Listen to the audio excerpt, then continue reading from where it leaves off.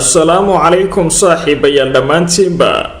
meel kastoo aad inagala socotaan halkani waa Garaad TV qodobada aad xilligan ku daawan doontaan wararkeena waxaa kamid ah madaxweynihii hore ee Soomaaliya Maxamed Cabdullaahi Farmaajo oo ka guuleystay xildhibaanadii mucaaridsanaa loona dhaariyay xildhibaan sharafeed ka tirsan baarlamaanka Soomaaliya kadib markii ay fashilmeen tira xildhibaano ah oo waday mooshin ka dhana Farmaajo dawladda Soomaaliya oo soo bandhigtay tira koob ka qasaarihii ka dhashay weerarkii muddada badan socday ee lagu qaaday hoteelka Xayaad ee magaalada Muqdisho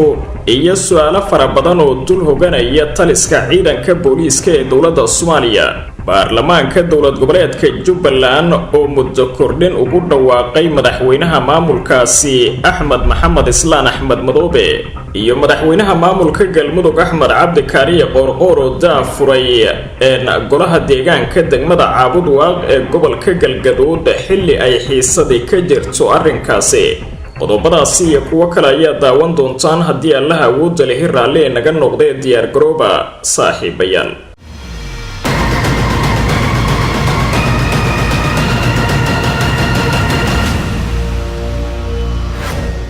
isku soo noqod haboon mar kale daawadayaal halkani waa Garaad TV xasuusnow haddii aad joogtid xilliga salaada soo guda waajibka alle ee ku saaran dibna ugu soo laabo daawashada muuqaalkan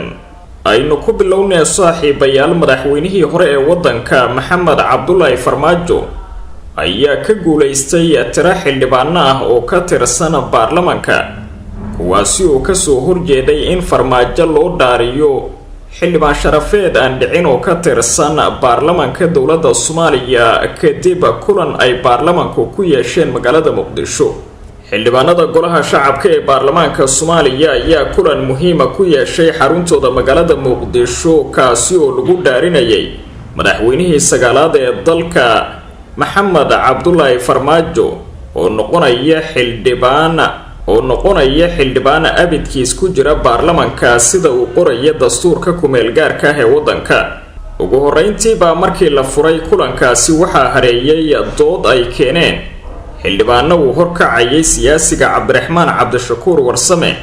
oo ka soo horjeeday in la dhaariyo Farmaajo isaga oo ku eedeynayay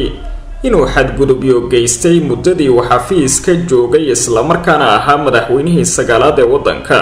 xildhibaan Cabdiraxmaan Cabdishakuur Warsame iyo xubnaha kale ee la socday ayaana mooshin galiyay dhaarinta madaxweynihii hore ee Soomaaliya Maxamed Cabdullaahi Farmaajo taasi oo keentay in ay qalqal galiyaan ajandihii kulanka baarlamaanka ee la doonayay in lagu dhaariyo madaxweynihii sagaalaad ee Soomaaliya Cabdiraxmaan Cabdishakuur oo hadal ka jeediyay fadhiga baarlamaanka ayaa waxa uu sheegay in Farmaajo uusan u qalmin in loo dhaariyo xildhibaan sharafeed ka tirsan baarlamaanka waxaana uu soo bandhigay tacadiyo ay gashay dawladdiisa muddadii uu xafiiska joogay taariikhdani waa haraysa waxaan rabaa in aan hadda kuwa xukunka qabsaday falka uu sameeyay oo kale aysan samaynin qof dambana aan gurigiisa loogu dhicin ayuu yiri Cabdiraxmaan Cabdishakuur Warsame oo hadal ka jeedinayay fadhiga baarlamaanka waxaa kale oo intaasi ku sii daray in xitaa uu ka waayay wax raali gelina maadaama in badan xubnihii isaga la soo shaqeeyay ay bixiyeen garowshiyo uguna tageen gurigiisa iyagoo kaga garaabay dhacdadii lagu weeraray hoygiisa magaalada Muqdisho Cabdiraxmaan Cabdishakuur intii uu xukunka joogay madaxweyne Farmaajo madaxweynihii hore ee Soomaaliya Maxamed Cabdullaahi Farmaajo kama hayo wixii dhacay mid dhaqameed iyo mid dawladeedba dhammaan intii ku lug lahayd falkii la igu soo weeraray waa ay yimaadeen waana ay raali geliyeen ayuu ku diray hadalkiisa xildhibaan Cabdiraxmaan Cabdishakuur Warsame intaasi kadib gudoomiyaha golaha shacabka ee baarlamaanka Soomaaliya Sheekh Aadan Maxamed Nuur Aadan Madoobe ayaa sheegay in cod la gelinayo wax ka beddelka ajandaha maantay gaar ahaan dhaarinta madaxweyne Farmaajo kadib markii ay mooshin ka keeneen 11 xildhibaan oo ka tirsan golaha shacabka ee baarlamaanka Soomaaliya mudanayaasha golaha shacabka ayaa cod gacantaagaha kadib ku ogolaaday in la dhaariyo madaxweynihii hore ee Soomaaliya Maxamed Cabdullaahi Farmaajo oo isla goobta lagu qabtay dhaarta waxaana sidaasi uu ku noqday xildhibaan aan dhicin oo ka tirsan baarlamaanka dowladda Soomaaliya. xildhibaanadii kasoo horjeeday dhaarta madaxweynihii hore ee Soomaaliya Maxamed Cabdullaahi Farmaajo ayaa goobta ku ceeboobay waxaana dhaartiisa gacanta u taagay aqlabiyadda ugu badan ee xubnihii golaha shacabka ee soo xaadiray fadhigaasi, waxaana sidaasi ku fashilmay mooshinkii ay karkarinayeen xildhibaanada kasoo horjeeda ama mucaaradsan Farmaajo iyadoo aan waxba laga soo qaadin eedaymihii uu halkaasi kasoo jeediyey xildhibaan Cabdiraxmaan Cabdishakuur Warsame oo ah siyaasi si weyn kaga soo horjeeday dowladii Farmaajo 5 sano ay xukunka haysay isla markaana dhibaatooyin kala duwan ka tirsanayay. Farmaajo ayaa waxaa ka horeeyay madaxweyne Xasan Sheekh Maxamuud oo isna sanadkii 2017 loo dhaariyay xildhibaan aan dhicin oo ka tirsan baarlamaanka dowladda Soomaaliya. si kastaba ha ahaatee qodobka 64 farqadiisa afraad ee dastuurka kumeel gaarka ayaa waxa uu dhigayaa in qof kasta oo noqdo madaxweynaha Soomaaliya marka uu xilka baneeyo uu noqonayo xildhibaan golaha shacabka ah inta uu nool yahay haddii aan xilka qaadis lagu samaynin iyadoo aan muddadiisa xilhayntu dhammaan si waafaqsan qodob ka mid ah dastuurka kumeel gaarka ah ee dowladda Soomaaliya. waa tahay saaxiibayaal, wasiirka wasaaradda caafimaadka ee dowladda Soomaaliya Dr. Cali Xaaji ayaa shaaciyay tirada dhimashada iyo dhaawaca ee ka dhashay weerarkii ay kooxda Al-Shabaab ka fulisay hoteelka Xayaad ee ku yaala aaga kilomitir 4 ee magaalada Muqdisho. wasiirka oo tagay cusbitaalka la geeyay dadka waxyeeladu ay ka soo gaartay weerarkaasi ayaa sheegay in inta la xaqiijiyay 22 qof ay ku geeriyoodeen weerarka halka 117 kalena ay ku dhaawacmeen. wuxuu sheegay in xogtani ay wasaaradda caafimaadku ka soo xaqiijisay isbitaalada ku yaala magaalada Muqdisho balse ay jiri karaan meydad ay aasteen eheladooda kuwaasi oo aan la geynba cusbitaalada Muqdisho. wasiirka wasaaradda caafimaadka ee dowladda Soomaaliya Dr. Cali Xaaji Aadan waxa uu sheegay in 15 ka mid ah 117 qof uu dhaawac culus yahay isla markaana wasaaradda caafimaadka ay iska xil saari doonto wax u qabashada dadka dhaawacyadaasi qaba. geesta kalena taliyaha ciidamada booliiska Soomaaliyeed Cabdi Xasan Maxamed Xinjaar ayaa faahfaahin dheeraad ka bixiyay weerarkii saacadaha badan qaatay ee lagu qaaday hoteelka Xayaad ee magaalada Muqdisho. taliyaha ayaa marka hore xaqiijiyay in gabi ahaanba la soo afjaray weerarka ay kooxda Al-Shabaab ku qaaday kuna qabsatay dhismaha hoteelka Xayaad ee ku yaala kilomitir 4. waxaan rabaa inaan ummadda Soomaaliyeed ee joogta dalka gudihiisa iyo dibaddiisa la socodsiiyo in howlgalkii ka socday hotel Xayaad la soo afjaray xalay saqdi dhexe ayuu yiri taliyaha ciidanka booliiska. Xinjaar ayaa sidoo kale sheegay in intii uu socday howlgalkani ciidamada ammaanku ay soo badbaadiyeen ilaa 106 qof oo ku go'doonsanaa dhismaha hoteelka ee la weeraray. muddadii howlgalku socday waxa ay hay'adaha amnigu xooga saareen badbaadinta iyo badqabka muwaadiniinta goobta ku sugnaa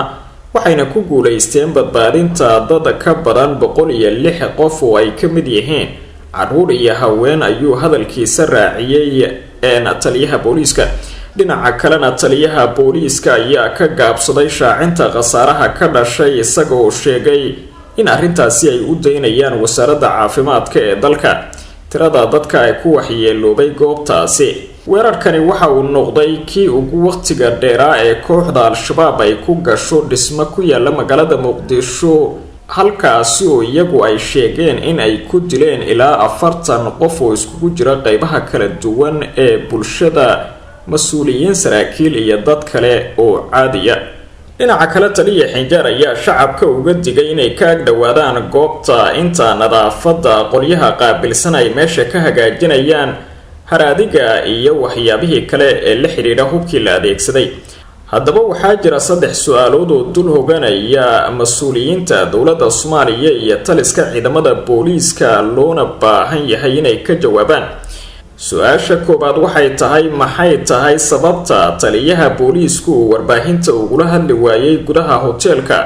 iyadoo la sheegay in lasoo afjaray howlgalka.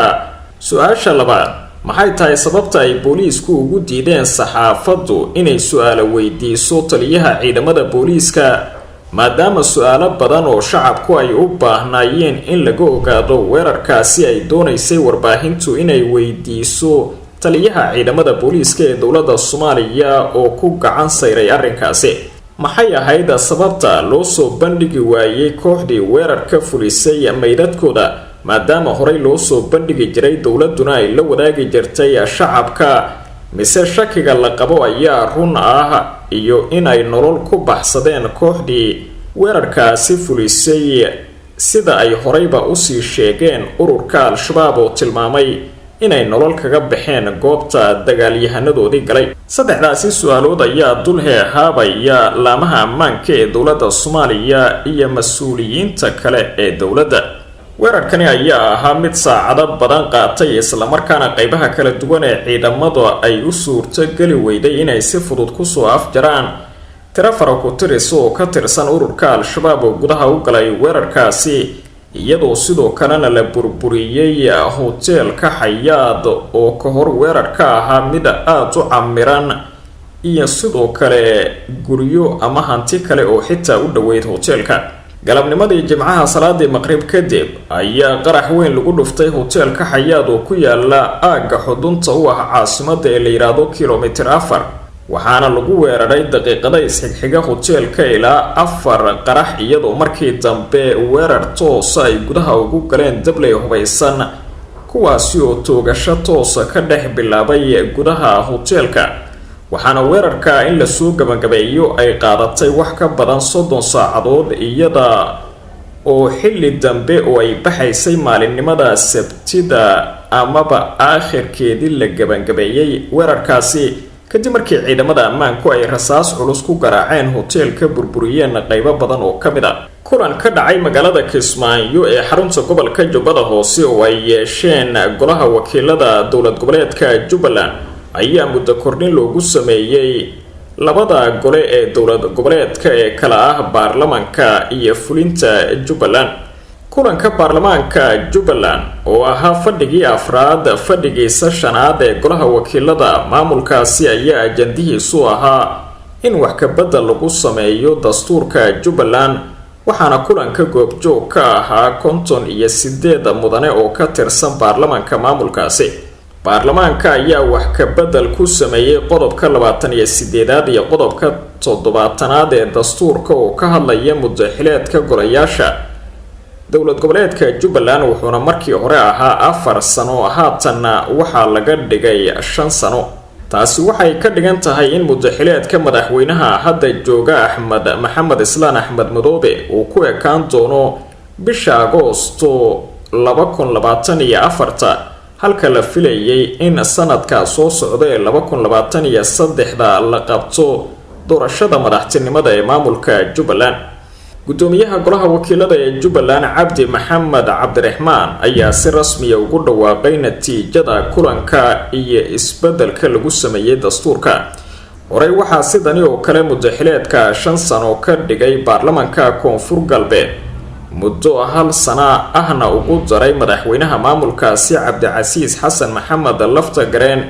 inkastoo arrintaasi uu weli buuq siyaasadeed ka taagan yahay. arrintani ayaa sii fogeyn karta wadahadaladii hadda dowladda Soomaaliya ay doon. arrintani waxay sii fogeyn kartaa isku soo dhawaanshiyaha dadka degan gobolka Gado oo horey kaga goostay maamulka Jubbaland iyo maamulka Axmed Madoobe ee fadhigiisu yahay magaalada Kismaayo. gobolka Gado ayaa sanadihii u dambeeyay ka warqaadanaynin maamulka Axmed Madoobe waxaana toos ugu xirnaa madaxtooyada Soomaaliya xilligaasi oo uu joogay filla Soomaaliya madaxweynihii hore ee dalka Maxamed Cabdullaahi Farmaajo kaasi oo ka raacdeeyay gobolka Gado ciidanka daraawiishta Jubbaland geeyayna ciidamada xoogga dalka Soomaaliyeed. dowladii madaxweyne Farmaajo iyo shacabka gobolka Gado waxay ka soo horjeesteen doorashadii uu ku soo baxay Axmed Madoobe ee ka dhacday magaalada Kismaayo sanadkii 2019 ka gadaal markii ay ku tilmaameen mid aan xalaal ahayn isla markaana Axmed Madoobe uu isku caana shubay waxaana ay dalbanayeen in dib loogu celiyo doorashada furan oo ka dhacda maamulka Jubbaland. hase ahaatee iyadoo taasiba ay taagan tahay qaar badan oo ka mid ah shacabkuna ay ka walaacsan yihiin xukunka Axmed Madoobe iyagoo u arka nin sharci darro ku haysta madaxtooyada Jubbaland ayaa mar kale baarlamaanka maamulkaasi ay ugu dhawaaqeen muddo kordhin 1 sano ah iyadoo aan wax sababa loo cuskan ilaa in kursiga uu sii jeclaanayo Axmed Madoobe ma ahane. 15 bishii May ee sanadkani oo dalka uu ka dhacay isbedel siyaasadeed kursigana looga adkaaday madaxweynihii hore ee Soomaaliya Maxamed Cabdullaahi Farmaajo xukunkana uu qabtay Xasan Sheekh Maxamuud ayaa la filayay in la isku soo dhaweeyo maamulka Jubbaland iyo kan dowladda Soomaaliya ay ka dhistay gobolka Gado ee ka madaxa banaan Axmed Madoobe iyadoo arrintaasi uu dhawaan ka dhawaajiyay wasiirka wasaaradda arrimaha gudaha iyo dib u heshiisiinta Soomaaliya Axmed Macalin Fiqi waxa uu sheegay inay gudagalayaan dadaalo la isku keenayo dadka gobolka Gado iyo maamulka Jubbaland iyadoo la turxaan bixinayo tabashada ay dadka gobolkaasi ka qabaan maamulka Axmed Madoobe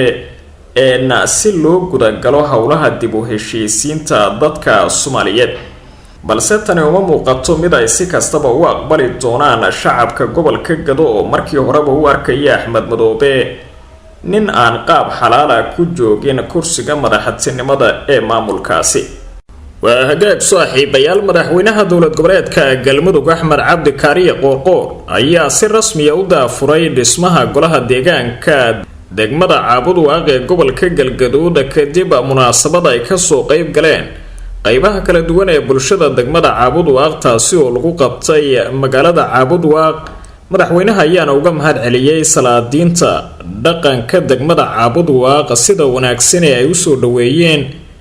dhisida golaha deegaanka degmada isla markaana la soo dhisi doono goordhow golaha deegaanka ee degmada Caabudwaaq ee gobolka Galgaduud. arrintani waxay ku soo beegmaysaa iyadoo xiisad ay ka jirto dhismaha golaha deegaanka ee degmada Caabudwaaq ee waqooyiga gobolka Galgaduud halkaas oo ay dadka deegaanku isku diidan yihiin qaabka loo marayo dhismaha golaha deegaanka ee Caabudwaaq. hase ahaatee madaxweynaha maamulka Galmudug Axmed Cabdi Kaariye Qoorqoor iyo maamulkiisa ayaa ku dhiiranaya in laga dhabeeyo dhismaha degmada Caabudwaaq ee gobolka Galgaduud oo muddo muran xoogan ka taagnaa ilaa iyo haddana qaar ka mid ah beelaha degan ay ka soo horjeedaan qaabka loo marayo dhismaha golaha deegaanka degmada Caabudwaaq ee gobolka Galgaduud. qaar ka mid ah beelaha degan Caabudwaaq ayaa la soo baxay hubkooda oo iskugu jira qoryo iyo gaadiid dagaal waxaana ay sheegeen inay ka soo horjeedaan qaabka loo marayo golaha deegaanka. beeshaasi waxay sheegayaan inay diidan yihiin in golaha deegaanka loo dhiso 4 waaxood oo ah degmada Caabudwaaq ee gobolka Galgaduud. waxaa jira beelo kale oo iyaguna diidan qaabka loo soo dhisayo golaha deegaanka degmada Caabudwaaq mana ahna arrintani mid ku cusub dhismaha golayaasha deegaanka degmooyinka Galmudug